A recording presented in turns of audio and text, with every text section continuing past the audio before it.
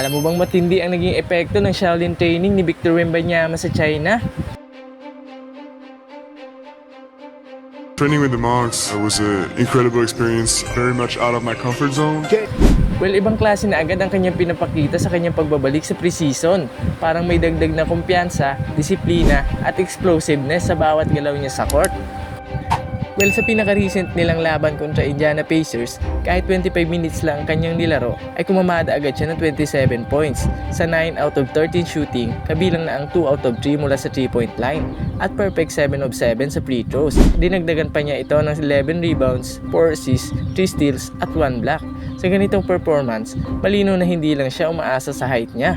Ginagamit niya ngayon ang kanyang skills sa lahat ng aspeto ng laro. At bago pa yan, sa laban kontra Utah Jazz, mas maikli pa ang oras niya sa loob pero 22 points, 7 rebounds at 3 assists pa rin ang naiambag.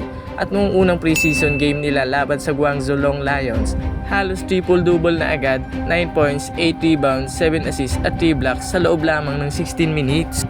Kung dati ay kinikilala lang si Wemby bilang isang mataas at mahirap bantayang player, ngayon mas kumpleto na ang kanyang laro. Makikita sa footwork niya ang mas kontrolado, decision making na mas mabilis at sa depensa na mas agresibo pero disiplinado. Ganito na agad ang pinapakita niya habang preseason pa lang, paano pa kaya kapag regular season na? Malaking banta ito sa kahit sinong team, hindi lang bilang scorer, kundi bilang all-around player na kayang makaapekto sa laro kahit limitado pa lang ang minuto.